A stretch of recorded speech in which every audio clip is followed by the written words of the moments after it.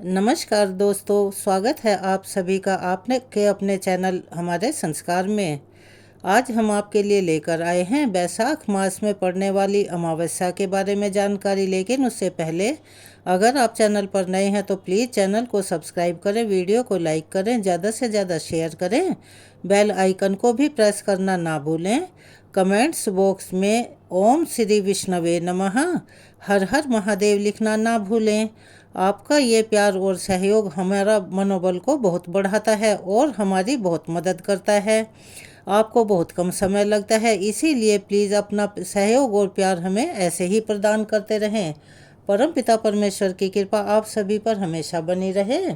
जैसा कि सभी जानते हैं, अभी बैसाख मास चल रहा है और बैसाख मास में आने वाली अमावस्या को बैसाख अमावस्या, दर्श अमावस्या और सतुवाई अमावस्या के नाम से जाना जाता है। वैसे तो आमतौर पर अमावस्या का दिन भगवान शिव को समर्पित होता है, लेकिन बैसाख का पवित्र माह होने के कारण यह अमावस्या भगवान विष्णु को भी समर्पित होती है।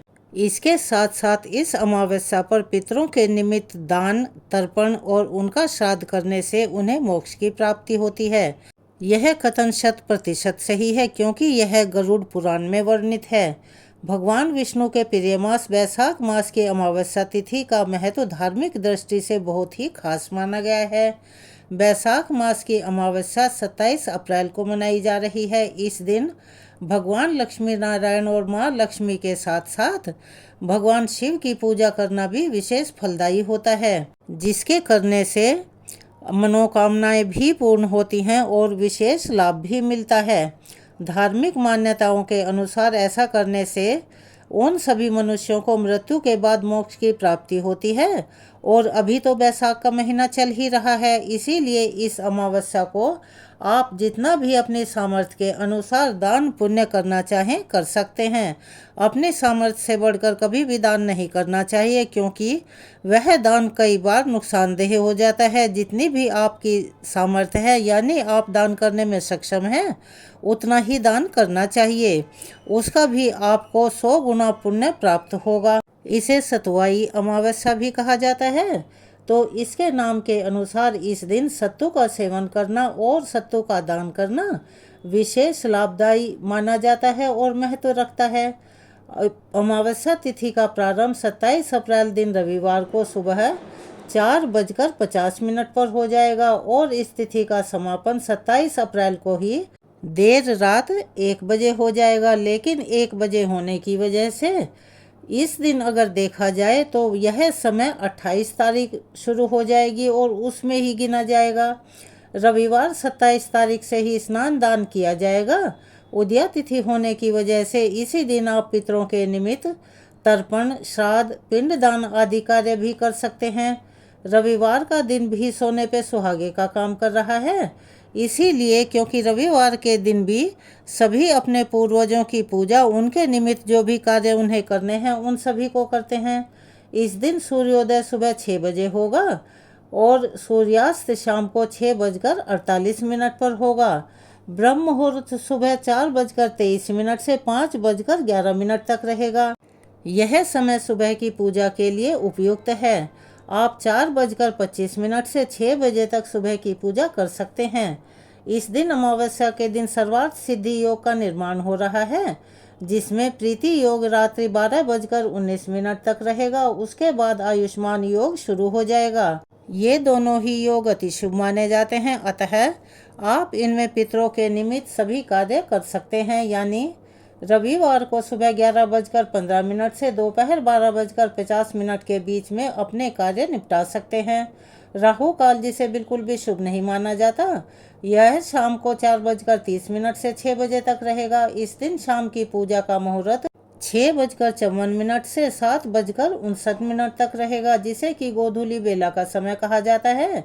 इसमें कोई भी विशेष उपाय अगर आप करना चाहते हैं तो उसके करने के लिए भी यह समय अति शुभ और उपयुक्त माना जाता है, और जो भी उपाय आप करते हैं वह शीघ्र ही फलीभूत होते हैं। अमावस्या के दिन पीपल और तुलसी की पूजा भी बहुत महत्व रखती है, तो वो भी आप इस दिन कर सकते हैं। लेकिन रविवार का दिन होने की वजह से आप उन्हें स्पर्श नहीं कर सकते। इन वृक्षों की परिक्रमा, जिसे आम भाषा में भंवरी देना कहा जाता है, शुभ फल देने वाली मानी जाती हैं। लेकिन रविवार का दिन है तो इन दोनों पेड़ों में जल देना या इनका स्पर्श करना वर्जित माना गया है। इसके लिए आप बिना इन्हें स्पर्श किए विधि विधान से इनकी पूजा कर सकते हैं, यानी दीपदान जैसे शुभ कार्य कर सकते हैं। इस दिन आप गायत्री मंत्र, पितृ स्तोत्र मंत्र, तुलसी चालीसा या विष्णु के जो भी मंत्र हैं उनका जप कर सकते हैं। लेकिन एक बात का विशेष ध्यान रखें कि इस दिन इन दोनों वृक्षों या इन दोनों पेड़ों में भूलकर भी जल अर्पित ना करें, क्योंकि रविवार का दिन होने की वजह से पीपल और तुलसी माता को स्पर्श करना अति पापदायी माना गया है। उससे पाप के भागी बन सकते हैं। आप अमावस्या के दिन का ध्यान करके शनिवार को या फिर सोमवार को जल अर्पित कर सकते हैं। दक्षिण दिशा को पितरों की दिशा माना गया है, अतः आप इस दिन पितरों के नाम से दक्षिण मुखी दीपक भी जलाना ना भूलें और अपनी सामर्थ्य के अनुसार दान दक्षिणा अवश्य दें। सामर्थ्य से अधिक दान दक्षिणा करना कई बार समस्याओं का कारण बन जाता है, तो दान उतना ही करें जितने दान करने में आप अच्छे से सक्षम हों। तो यह थी अमावस के बारे में जानकारी। और इस दिन हनुमान चालीसा और सुंदरकांड का पाठ भी बहुत ही लाभदायी और शुभ फल देने वाला माना जाता है। उसे भी अगर आप कर पाएँ, आपके पास समय का अभाव ना हो तो वह भी करें। दान पुण्य आदि करना ना भूलें। ब्राह्मणों को भोजन कराना, वस्त्रों का दान करना, अन्नदान, जलदान सभी एक विशेष महत्व रखता है। तो यह थी अमावस्या के बारे में जानकारी। आपको कैसी लगी कमेंट्स बॉक्स में अपनी राय अवश्य ही लिखें।